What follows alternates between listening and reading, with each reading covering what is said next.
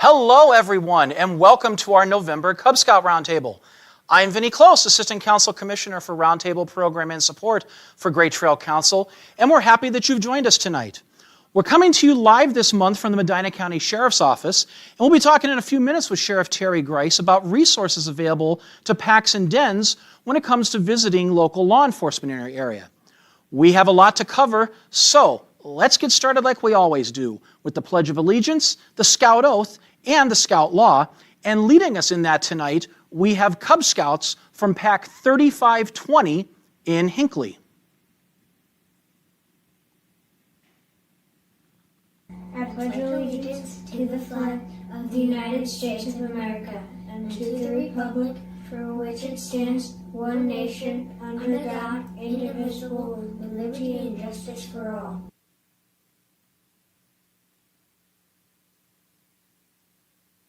On my honor, I will do my best to do my duty to guide my country, to obey the Scout Law, to help with other people at all times, to keep myself physically strong, mentally awake, and morally straight. A Scout is trustworthy, loyal, helpful, friendly, courteous, kind, obedient, cheerful, thrifty, brave, clean, and irreverent. All right, thank you guys, and thank you to Soaring Eagle District for making the arrangements for this month's Pledge, Oath, and Law video. Each month now we're going to have a different district who's going to be doing those presentations for us. So for this month, thank you, Soaring Eagle. All right, up next is our safety moment, and this month we have a presentation on the importance of the annual health and medical record, also known as the health form.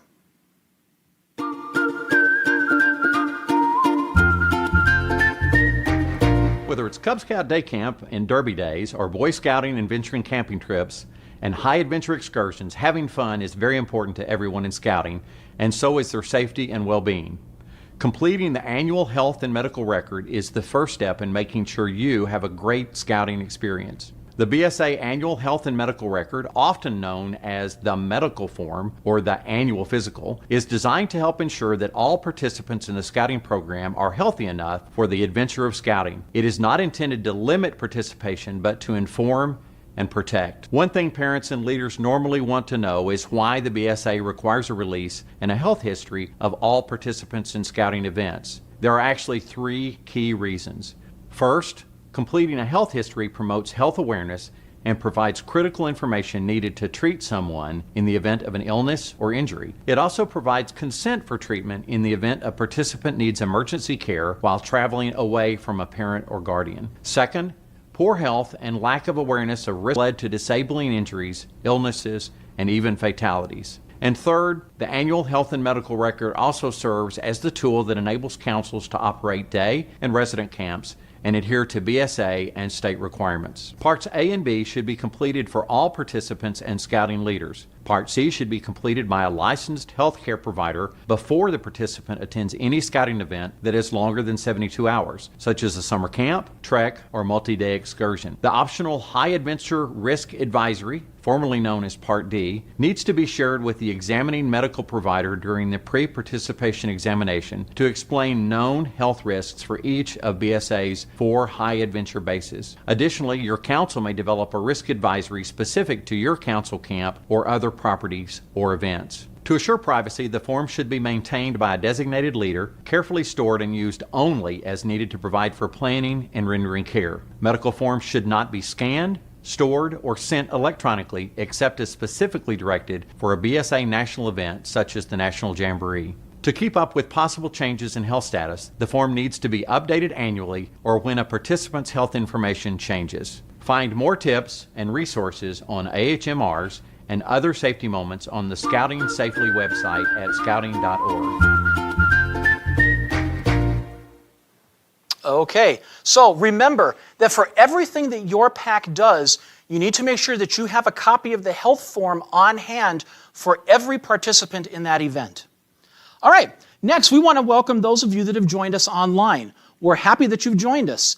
To help us track attendance, share with us your pack number and city in the live chat, and maybe we'll even give you a shout out a little later on tonight. All right, next up, I want to welcome the Medina County Sheriff, Terry Grice, who is with us tonight in person. Hey, good to see you. Thank you, Sheriff, for your hospitality and hosting us tonight. We're glad that we could be here, and we're glad that you've got this great room to let us we're always let us happy to do have this our broadcast. guests in All right, thank you. So, Great. in addition to everything that you do for scouting, you have an Explorer Post here. That's very true. Can you talk a little bit about what that is and what are some of the things that they do for you Yeah, here? sure. Our Explorer Post has been around, probably at least a decade, if not more. I took I don't know what he's doing. Speak up, I think he's saying. Okay. I had to speak up in case you can't hear me. Our Explorer Post has about 15 juveniles. It goes from 14 to 21 years of age, and they do a tremendous job. But it's a great opportunity for them to learn about law enforcement, to get them interested in some of the facets of law enforcement. They do practice crime scenes, traffic control, use of force. They do a lot of hands-on activities. They get to go on ride-alongs with some of our deputies, tours of the facility. They're just a wonderful component, and they're a great help in the community. Sure. I mean, they're out there, and they're always looking professional in their uniforms, and it's just a wonderful opportunity for them to, I guess, get engaged with local law enforcement officers and create that relationship at a younger age. Yeah, and one of the great things we know that you have here is you guys have an ice cream truck. How Yeah. cool is that? Yeah. You were at, for those of you That's that a may fan have, favorite. it is, you were at the Dutch Oven Cook-Off a few weeks ago on Medina Square. You brought the ice cream truck out. You handed out some free ice cream to everybody. It was a hit, as would be expected. Is it just a learning experience then that these explorers are learning with you? They don't have any actual duties. It's not like they're going to go out and arrest somebody or write up a speeding ticket. They're just No. there for the They're there for the learning experience. opportunity, and as I said before, 14 to 20 is the age, and then at 20, if they're still interested in law enforcement, that's the age that they go to the police academy. So we're training them up to that age of the academy, and we've hired some of the explorers to be our corrections officers, which you can do at 18. Which that was my next question is, have you had anybody come through the program that have gone on Yes. as a career in law enforcement? And obviously the answer you're saying is Yeah, yes. So it's been that's fantastic, wonderful. Yeah. Because it's great to see these youngsters mature to that age and then come into the organization as a full-time job, whether Awesome. it be a corrections officer, a dispatcher, or a deputy. That's great. Yeah. That's great. It's Yeah, wonderful. and they're actually meeting here Tonight. right now. They're actually meeting here. We have one of your explorers here with you. We're going to bring him on for a Yeah. minute. Nick Jacobs, come on, Nick. He's going to talk to us for a minute. So you're an explorer in the program. Come on, right up here. Tell us about what are some. So obviously, it's not a Scouts BSA troop. It's not a Cub Pack. You don't go camping and hiking and cooking and fishing and all of those things. So what are some things that you do as part of the post? So we will meet about once every week. No, correction. We're just going to do twice a month. We'll meet on Thursdays at the Sheriff's Office or other departments around Medina County. We'll usually go from traffic stops to report writing to domestic violence, anything that law enforcement will see in their daily job duties. We will learn how to do and handle those programs. Okay. So you're actually meeting right now. Yep. What are you covering tonight? We are doing report writing. Right. Okay. So this would be the same stuff that a deputy would be doing after what? Like after a speeding ticket or a traffic incident or something, they will have to write up a report for it. Yeah. So you're learning how to do that? Yeah. Okay. So you talked about you go on ride-alongs, obviously. Mm-hmm.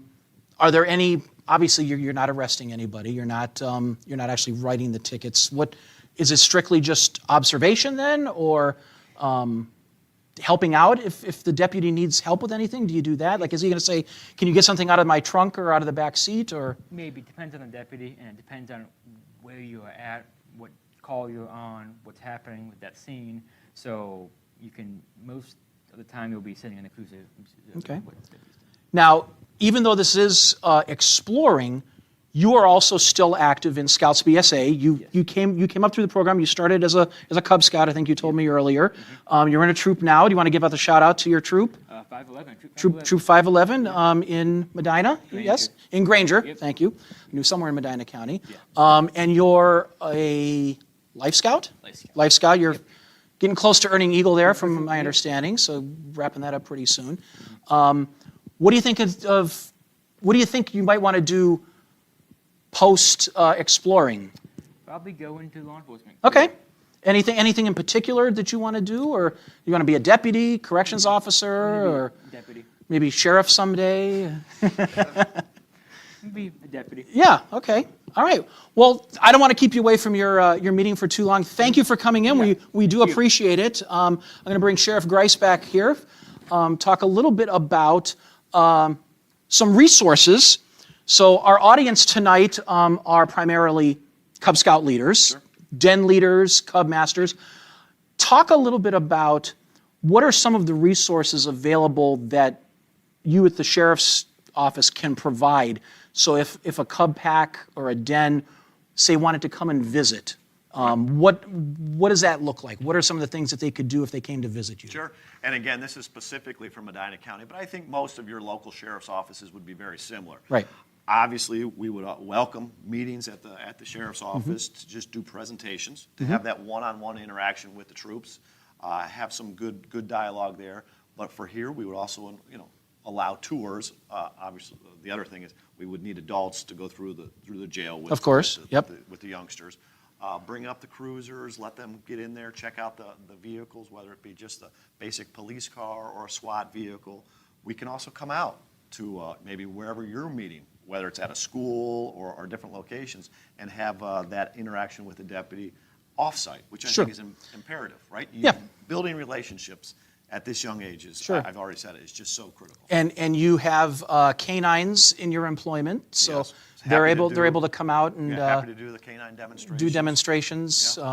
Have them chase somebody down wearing the big pillow on the arm. Yeah, probably another deputy. But not a little tiger cub or something. We don't want them doing that. That's right. But so that's great that they have that. And if they want to get a hold of the office in order to do that, what's the best way to do that? Again, Medina County Sheriff's Office is 330-725-0028. That's the non-emergency Monday through Friday number.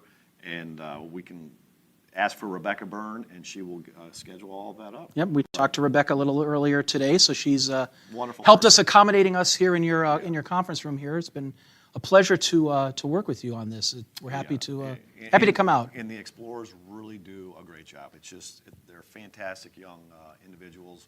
Really, they're young teenagers. Yeah, they are. You see them at a young teenager, and then they're young adults at the Yeah, end. and that's important. Special. So for any Cub Scouts that may be listening, or parents of Cub Scouts, when they get to be older, maybe they think that they're getting a little burned out with the Scouts BSA program, but you'd really like to keep them involved. Exploring is a great opportunity for them to continue with the program even beyond the age of 18 and maybe pursue a career that they can take the rest of their lives with. And learn a different skill. Exactly. Right? And learn Yes. a different group of friends, too. Yeah. So it's wonderful. So obviously Nick that was in here just a minute ago, he came through the program. You've had others that have come up through Cub packs and Scout troops as well. But you've also had people that were never involved in scouting prior to joining the post. Is that? That's absolutely That's absolutely correct. right? Yeah, some of the 15, this is their only interaction with Scouts. This exploring, which is good, which Yeah, is fine. yeah. That's okay. So. Yeah. And again, I think I said this, but our post has 15. And I think that's one of the higher numbers for exploring in the area. It is. And that's something we're proud of.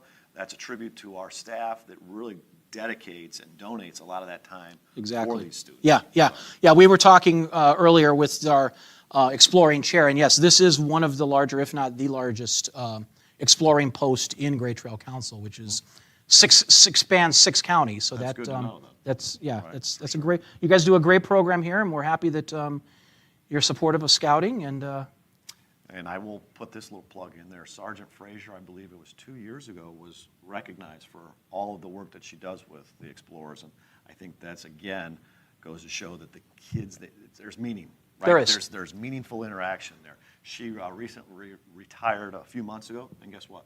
One of the Explorers came to her retirement. Oh, that's great. Yeah. That's great. It yeah. really was. It was All neat. right. That's good. Yeah, and we always talk about in scouting, it's the program that attracts them and keeps them interested, and you guys obviously run a great program here, had many years of success, and we wish you many more years to come. I appreciate it. Well, Sheriff, thank you for coming on. Sheriff Terry Grice from Medina County. We know that not all of you live in Medina County, so we've got a slide that we're going to put up on screen here that is going to list, there it is, it shows the local sheriff's resources in the other 5 counties in the Great Trail Council boundaries. So you can feel free to reach out to them to learn about resources that they can offer your den or pack. You can see there all 6 of them. We will point out a couple of the sheriffs may change due to Tuesday's elections in case they didn't get reelected or whatever, but that's what it currently is. Okay, up next is our membership moment, where the topic this month is community visibility. So, do people in your community know that scouting is happening in their area? Well, based on the results that some of our recent national surveys have, the answer quite likely can be no. Many of our scouting units are not visible in the communities that they serve. Many municipalities have done away with the parades and fairs that scouts used to frequent, and many scouts are hesitant to wear their uniforms in public. However, our good work continues in our communities with food drives, park cleanups, and other civic matters. One way to combat people's impressions that we are not here is to get some good press coverage. It's easy and it costs nothing. Each unit would benefit from having one adult who can perform this duty for the unit's activities. All it takes is a few well-composed pictures and a short story about what the unit is doing. The pictures can be taken easily with your phone camera. Photo releases are included as part of a scout's annual health and medical record. That's the Part A portion of the annual health and medical record. To be safe, try to identify them as scouts without necessarily showing their faces. The story should be short with an explanation of what they're doing and identify the unit by the number and the city. Once that's done, simply send it electronically to one or more digital newspapers serving your area. Unit, parent, and scout social media posts are also great. What kind of activities can you submit? Well, the list is virtually endless. Examples include service projects, blue and gold banquets, Arrow of Light crossovers, flag retirement, campouts, food drives, holiday observances, and the Cub Olympics. All right, time now for a visit from a special visitor who was recently out at Camp Manatoc for a hike and seek challenge that's named after him. Now, I have been able to confirm that Bigfoot sightings are real. More so, I've been able to actually communicate with Bigfoot. Now, here's a fun fact. I earned the Sasquatch interpreter strip as a scout. That's a fun fact for you there. So, he came with me here tonight because he has an important message for our scouts. Hello, Bigfoot. Do you have a name? Your name is Harry Henderson. That's Harry with an I. Okay.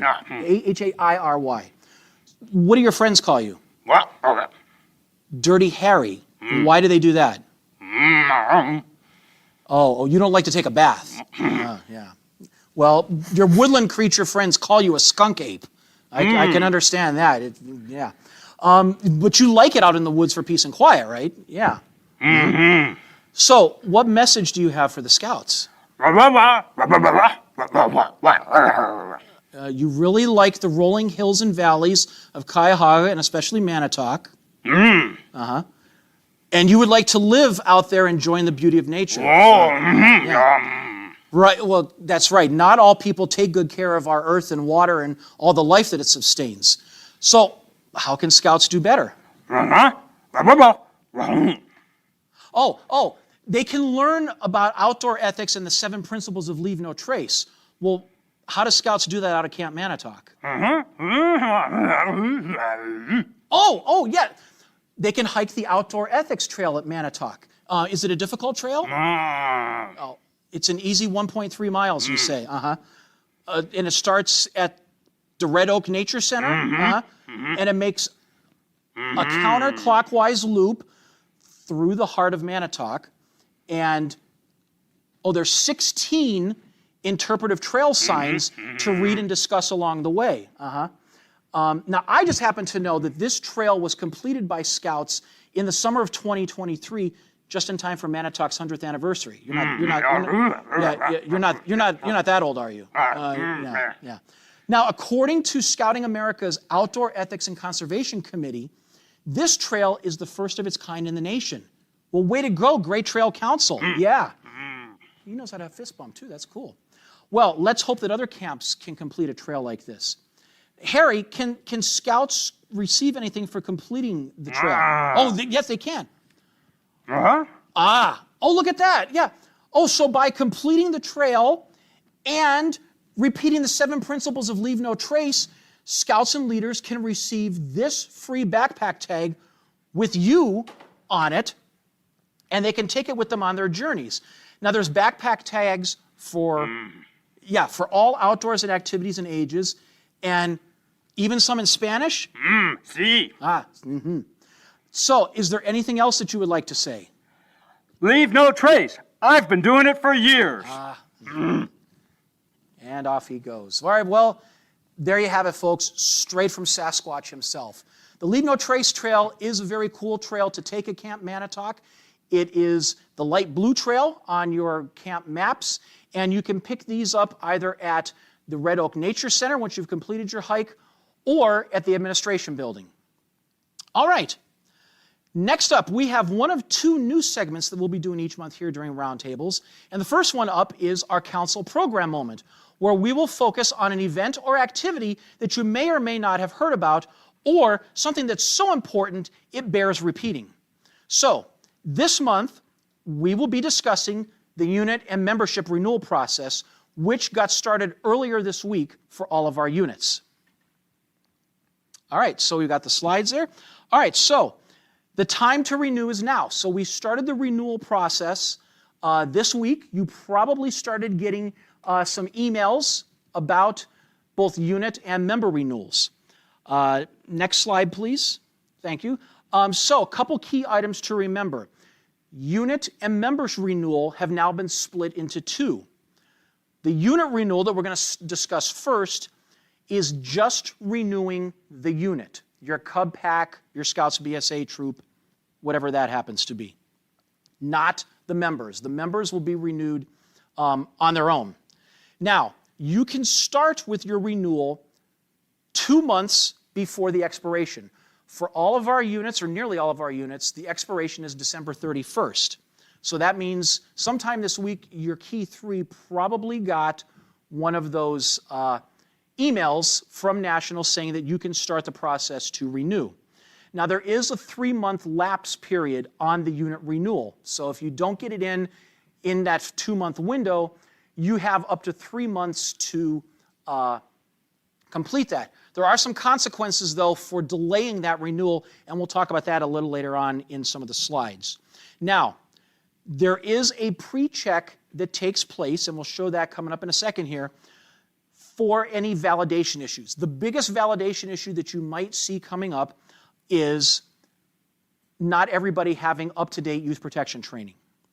You're also going to need to check that all of your leadership positions are filled. So specifically, you have to make sure that you have a Cub Master on your roster, that you have a unit committee chair, that you have a chartered org rep, that you have at least 2 committee members, and I believe 2 den leaders is another requirement. You have to make sure that you have people in all of those different slots on the renewal process. Now, you can pay by credit or debit card, or by ACH, also known as an electronic check, or you can pay by check at the council office. One thing to remember with these payments, if you pay by credit or debit card, every time you do that, there is a 3% transaction fee. Whatever the cost is, they're going to tack on 3%, which is the bank's transaction fee. If you pay by ACH, by electronic bank transfer, that is a $1 transaction fee every time that you do one of those. If you pay by check at the council office, there is no additional fee. Now, another important thing to remember with new adult leaders, if you're registering them, there is now a 3 to 5 day delay in accepting new adult leaders. The old way of doing it, where we would sign somebody up and we'd fill out the application and we'd turn it in on a Thursday and they could go camping with you the next day on Friday, that's not going to work anymore. The rule is that if you fill out an adult application, You cannot have any interaction with the unit or with youth until your background check is completed and you receive an email that says you're good to go. So, where to start? Well, in my.scouting.org, any member of a unit's Key 3 or Key 3 delegate can come into there and they will go to the organization manager. And this is where they can see the details on the unit. They can make sure that all of the required positions are filled, and they'll start the process of renewal, checking the roster, making sure that everybody is confirmed. Next slide, please. Once they do that, they'll come in here and they will then check on all of the unit details, and they will need to do a verification. So anytime that you go in here, a verification is going to take place, and if there's any red flags that are thrown up, they will show at this point that you'll need to correct before you can continue. If you have no issues, you can click the button to say continue to the next screen. If there are issues, you need to clear them up, then you need to wait overnight until that gets a chance to sync with the national databases. The changes that happen aren't immediate. They always occur overnight. What are some of those validation issues that you can have? Well, we talked about some of them already. The unit doesn't have the required number of people in all of the leadership positions that you need. Cub master, committee chair, committee members, den leaders, those sorts of things. If you have leaders that are not current on their youth protection training, that shouldn't be too big of a problem here in Great Trail because we drop everybody at the end of the month that they expire with their youth protection, but you never know. If there are any leaders that have not completed a criminal background check authorization, that will hold you up. If you have anybody that you've listed as a leader that is less than 18 years old, that's going to be a red flag and stop you there. Also, if you have youth on your roster that don't meet the age or grade requirement for the program. So if you've got a 13-year-old that you've got listed as a Wolf Scout, that's going to throw a flag because you can't be in Cub Scouts at age 13. Another one is if the adults on your roster don't have their social security number on file. It should have been entered at the time that you filled out your application, but just in case, it may not as well. So, the next screen that comes up after you've validated everything are your payment options. As we mentioned before, you have your choice of doing either pay by credit card, ACH, your e-check, your e-bank transfer, or pay by check at council. Totally up to you how to do it. Once you've selected that, you'll enter that information, then you can go to the next screen.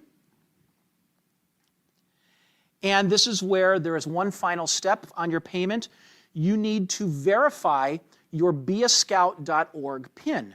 If you go back a couple of months ago on one of our previous roundtables, we talked about that process of updating your beascout.org PIN. This is the PIN that shows up on screen if somebody is on beascout.org and they do a search for scout units in your area. You want to make sure that the information that's on here is accurate. We did a survey about a year ago here in Great Trail, and we found that more than half of the units had not updated their information in over 5 years.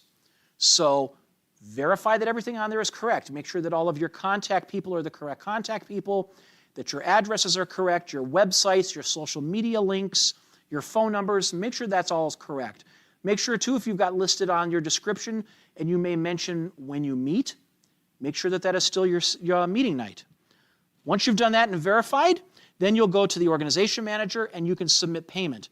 On this screen, you can see at the bottom there is a checkbox where you can say, once you've entered in your credit card information, you can then save that card number for future transactions, just like you do on Amazon or any other website where you're entering credit card information and you want to save that.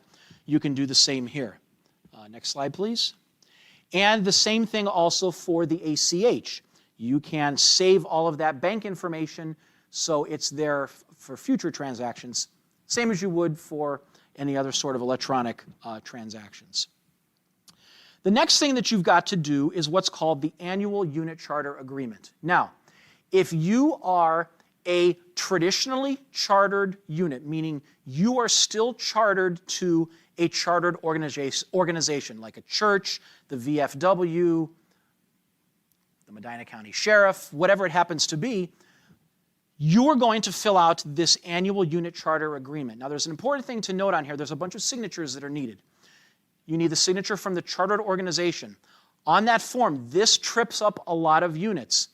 On the line where it says chartered organization, you need to get the signature of the head of the chartered organization. Do not write the name of the chartered organization on this line. They're going to kick it back to you and say, nope, we actually need a signature here. So you will need the signature of the chartered organization head, the committee chair, the chartered organization rep, and then the council will sign it at the end.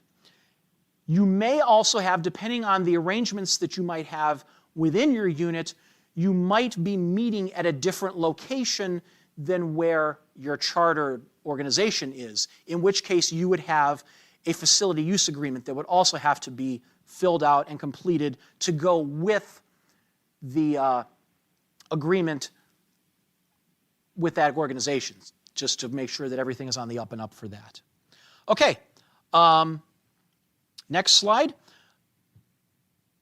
Actually, can we go back to that one real quick? Thank you. So that's for if you are chartered to a traditional organization. If you are chartered to Great Trail Council, as a little more than half of our units currently are, there's other forms that are going to have to be filled out. So there's going to be an agreement with the unit and Great Trail Council. There is a facility use agreement that will have to be filled out with whatever location it is that you are meeting at. That organization has to fill out this agreement that's giving you permission to meet there. There is also an inventory form that you have to fill out with all of your inventory, as well as, what is the fourth document that I'm missing here? There's a fourth one.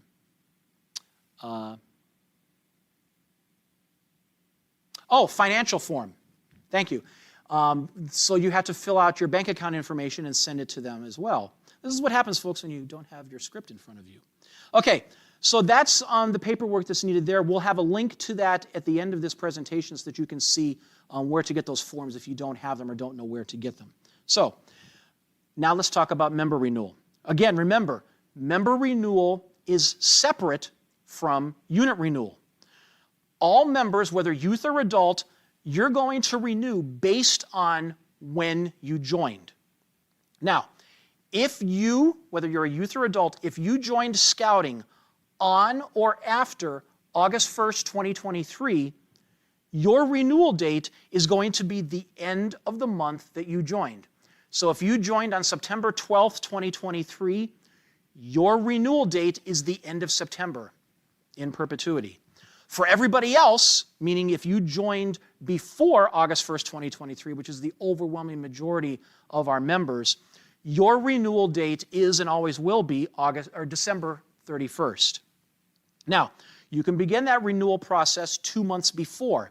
You will start getting emails notifying you of this at 60, 30, 15, 7 days before, 1 day before, and 7 days after. So you're going to get a bunch of emails to remind you to do that. Now, there is also a 3-month lapse period, but there's some important things to note with this. For the youth, if you let your membership lapse, but you're still in that grace period, you can renew, and it will backdate you to that previous period. But there's a catch. If you're an adult and you let your membership lapse, even though you're in that grace period, you cannot participate with Scouts while your membership is lapsed, even if you're in that grace period. That's important to remember. Make sure that you have your emails listed in scouting.org for both, preferably the parents, but also youth if we have them. And there's also a way that you can choose to opt out. So if you're not going to renew with Scouting, there is a place in there where you can say that you're opting out. And that way we know that you won't be renewing your membership when it expires at whatever that date happens to be. So the individual membership can be renewed a number of ways. The first way is self-pay or family pay, meaning the individual, if you're an adult, or the individual's family can pay. The unit can pay for all of the members of their unit, or there's a combination option, which is a new option, which is where The unit will pay for some of the members, and the individuals will pay for the remainder. So, talking about the self-pay or the family pay option. Again, they'll get those email notifications starting 60 days out, and you'll get reminders all the time with that. There is a renewal form on my.scouting.org where you'll go and you can click on My Application, and you can see that. Also, when you log on to my.scouting, I was on there earlier today, and it came up with my notification saying, hey, your membership is up for renew at the end of December. Click here now if you want to renew that. So I could have done it right then if I wanted to. If you're an adult and you wear multiple hats, as so many of us do, meaning you are multiple registered, you have to choose one position that is going to be your primary position, whether that is the scout troop, the Cub Pack, the council, the district, whatever it happens to be. One of them has to be declared as your primary, and that is the one who is going to process your renewal through. The others will just get renewed in time with that. And of course, you can do credit or debit card payment or ACH for that as well. If you're doing the unit pay option, remember the unit pay is the unit is going to pay for everyone. The unit key 3 are going to get notifications, same as the individuals, 60, 30, 15 days out and all of that. And the unit will then be responsible for collecting the money from their members, youth and adult, and they will make hopefully one payment, although they could do multiples depending on how it works out. The unit will then select the members as to which ones are going to be renewed, which ones aren't. You can also opt out, and you can also choose to change the subscription for Scouts Life magazine, whether you want to subscribe or unsubscribe to that. So, a new option that came as at a request from the units is the combination pay, which means that the unit and renew pays for some of the members, and then other members, parents or guardians or adults, renew and pay for themselves. One example that some units are doing is the unit is renewing all of the youth members, and they're leaving it on the adults in the unit to be on their own to do the payment. So that's one option that happens with that. So what are some of the consequences if we don't do this renewal? Well, obviously you go into a lapsed period. We talked before about what that happens with the youth. They can still renew and it will backdate that, but what can be affected by this, particularly in the Scouts BSA level, is it could affect things that require the time running. So being in a position of responsibility for so many months, the clock stops during that time period when you haven't renewed. Yeah, the date goes back, but those dates when you weren't in compliance, that won't count. And that could affect things, you know, if you're getting close to Eagle Scout, that could affect you there. Also, we mentioned before, if you're an adult and you let your membership lapse, even though you may be within that grace period, you cannot be with your unit until you renew your membership. Also, if you let your unit completely lapse after the 90 days, all that history is gone. You can restart up the unit, but you're basically starting over. You lose all of those years. So if you've been one of these units that have been around for 75 years and you let your unit lapse and the 90-day grace period goes away, you're now back to zero. That doesn't, you no longer show that in the records. You're like a brand new unit at that point. So those are some of the things with some of the consequences for that. For more information and to get some of those forms that we talked about, you can find all of this information that I just talked about tonight and more at the website you see on the screen there, gtcbsa.org/renew. Now, there's one more slide to show here, and this is turn-in dates for the unit renewals. Each district, as you can see on screen here, has set dates where you can start to turn in your unit renewal paperwork and monies if you want to, if you're not doing it electronically. Canal District, you can see they've got 2 events coming up, and then Crooked River, Soaring Eagle, and Stambaugh each have one. Now, for those that are early, like Crooked River and Soaring Eagle, they're starting next Thursday where they can start collecting the money. You don't have to turn it in then if you're not ready. You have until the middle of December before you actually have to get the money in because, of course, the council offices are going to be closed over the holidays and you won't be able to turn it in the closer you get to the end of December. So those are the dates, those are the times, and the locations. If you have everything in order and you'd like to turn in your paperwork and submit your money, you can do so. They'll collect it and they'll get it turned in to the council office. So that is going to take care of the council program moments. So time now for the second of our two new segments, and this is our district program moment, where we're going to highlight events that will be happening in your district.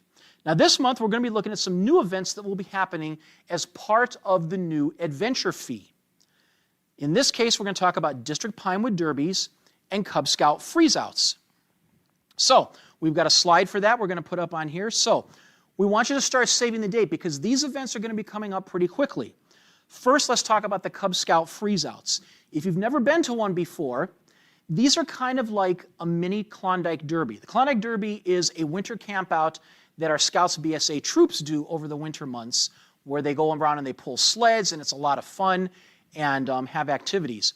The freeze-out is kind of the Klondike Derby scaled down a little bit. It's still an outdoor activity, and the Cub Scouts will come out typically for a half day. You can either do a morning or an afternoon session, and you'll go around to different stations. Some of the stations will be fun. Maybe if there's snow on the ground, you might build a snowman, or it will be some scout skills. Maybe you'll do some winter first aid, learn about treating for hypothermia and frostbite, doing things like knot tying and lashing, some scout skills, but Cub Scout appropriate. So those freeze-out dates you see on screen there. Soaring Eagle is February 1st out at Camp Manatoc. Canal District will be February 1st at Camp Butler. Stambaugh will also be February 1st out at Camp Stambaugh. And Crooked River will be a week later on February 8th. And the location is still to be announced. They're still working on the dates for that. Next, though, is District Pinewood Derbies. So you may have done a District Pinewood Derby in the past. Some districts have never done one before, so this is new for all of you. The difference with these District Pinewood Derbies from the ones in the past are there's no need for a qualifier. Everybody in the district that is a Cub Scout is eligible to race in the District Pinewood Derby. You no longer have to come in first or second place at your Pack Pinewood Derby in order to participate in the District Pinewood Derby. So it's going to be huge crowds, lots of fun, lots of competition, probably be some food involved because we all know the 13th point of the Scout Law, a Scout is hungry. So we have the dates for that. Some of these we have locations, some we don't. But you can see Stambaugh is going to be March 15th. They're still working on the location for that. Canal District will be May 3rd at the location to be announced. Soaring Eagle, you're going to be on May 10th, and you are going to be at Summit Mall, which is pretty cool. And Crooked River, you will be a week later on May 17th at a location to still be announced.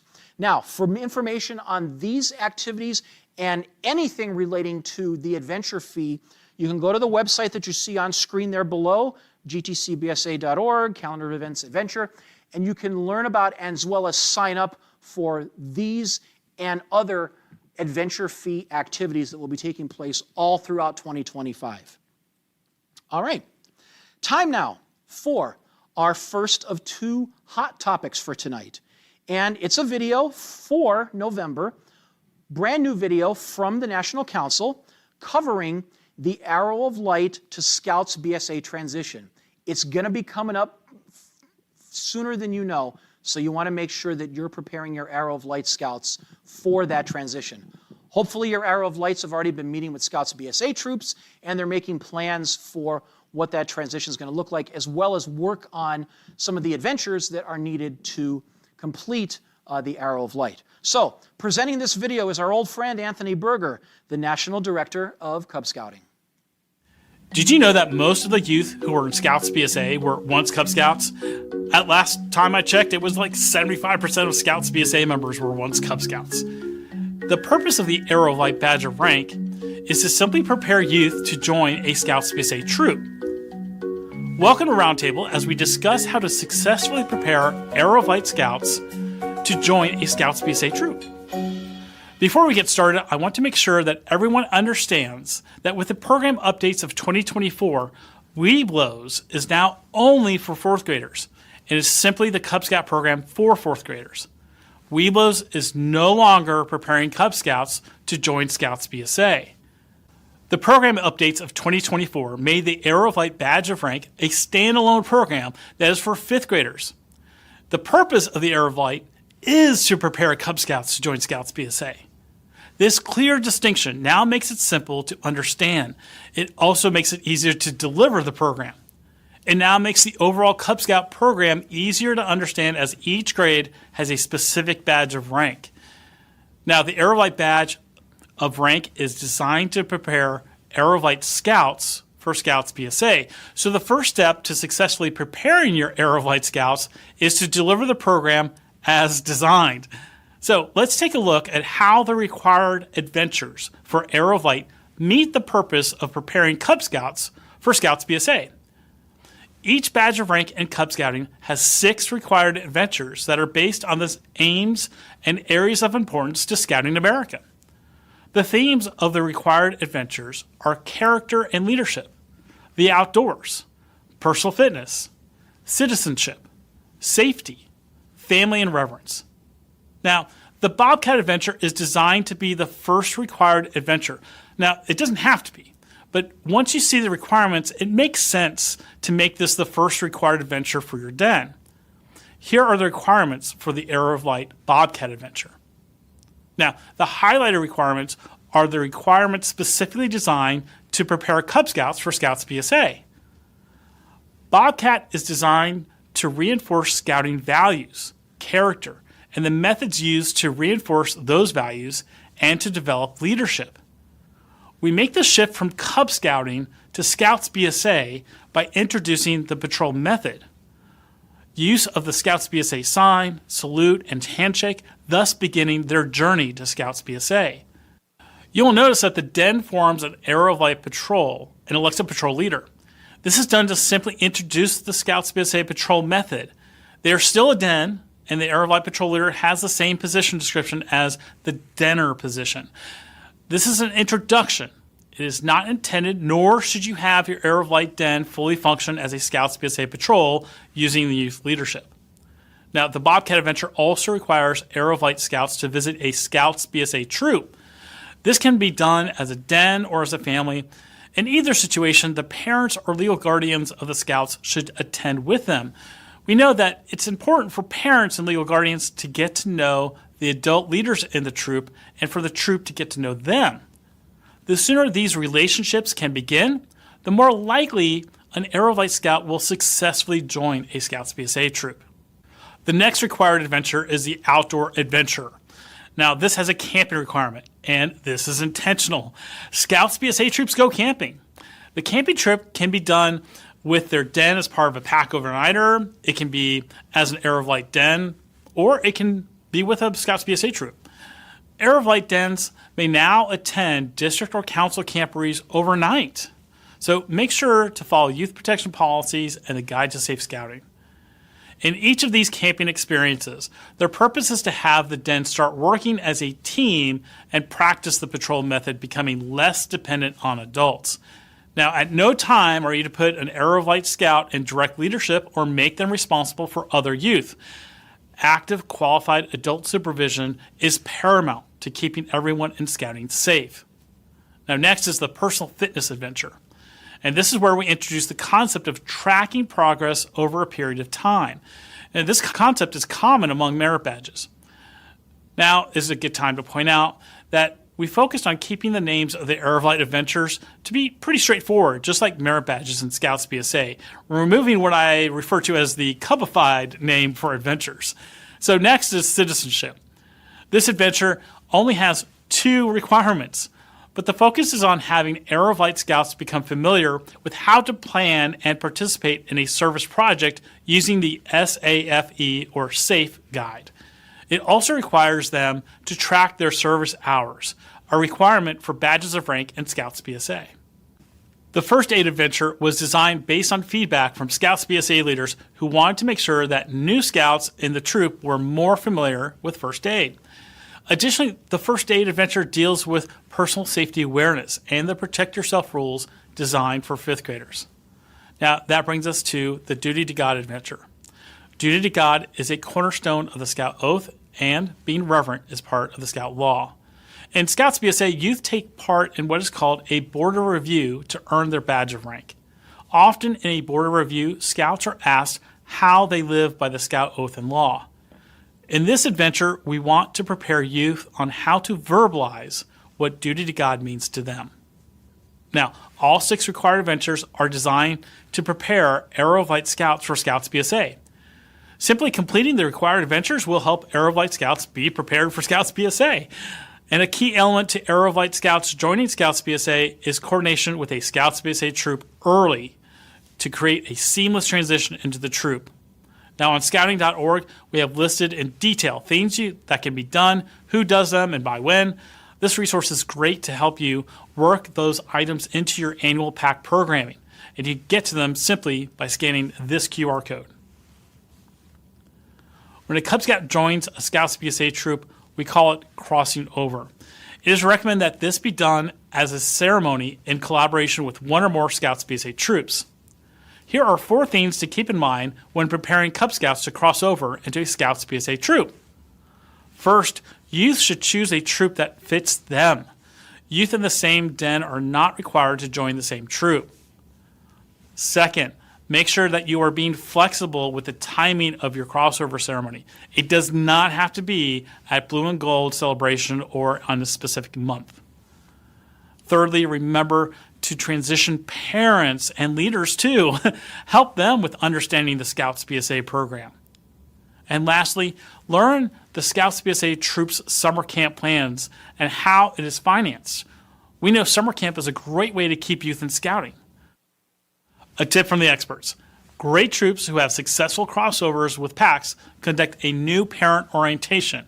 Now, this 45-minute meeting covers the Scouts BSA program and hits subjects that create an open line of communication between the troop and these new parents. You can access this outline by following this QR code. We hope that this roundtable will increase the number of Arrow of Light Scouts that join a Scouts BSA troop and make it a smoother transition. Now it's your turn. Consider these discussion items with your fellow leaders. When do you get a local Scouts BSA troop involved in the planning process for transition? How is your relationship with a local Scouts BSA troop or troops that your Scouts could join?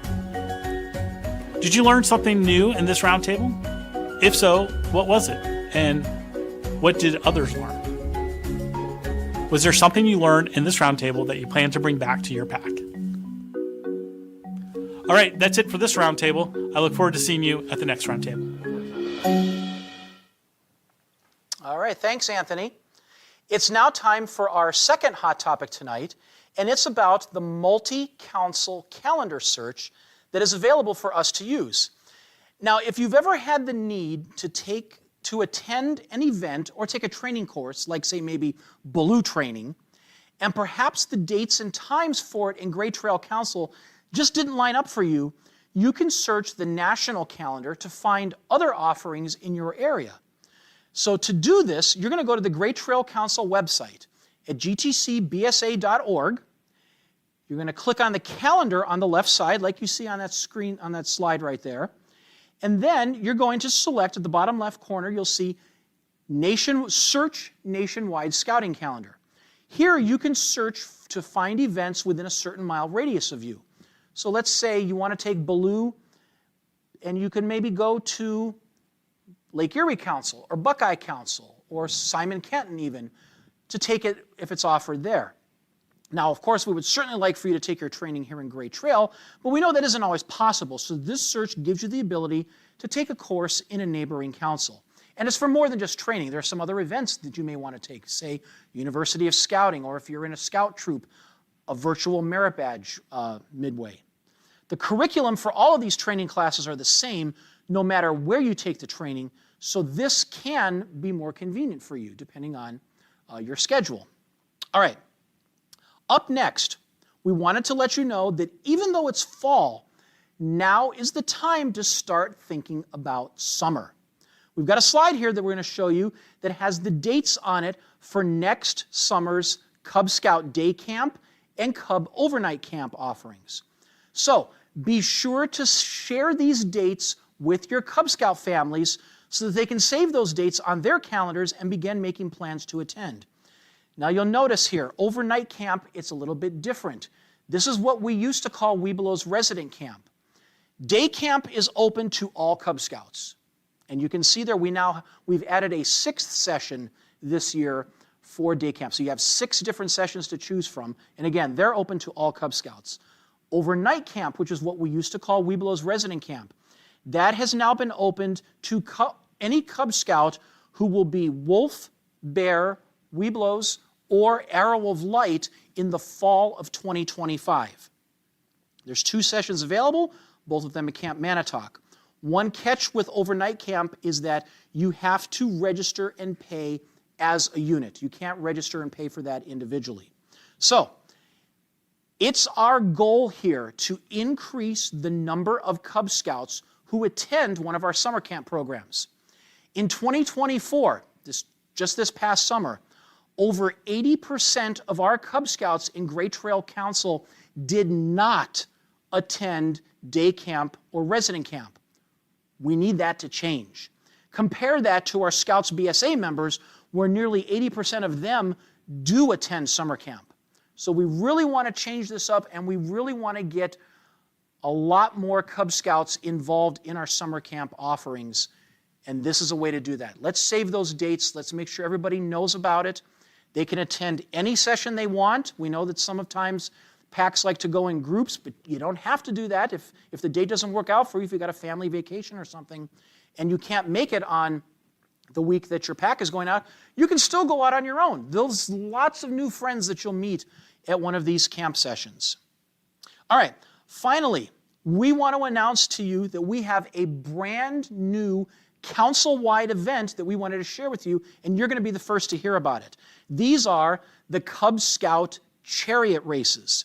Now, this event just used to be for Canal District, but is now available for all PACs council-wide. So, let's put up that slide. There it is. So, this event is going to be on Saturday, January 25th. It is at the Higher Community Learning Center on Wedgwood Drive in Akron.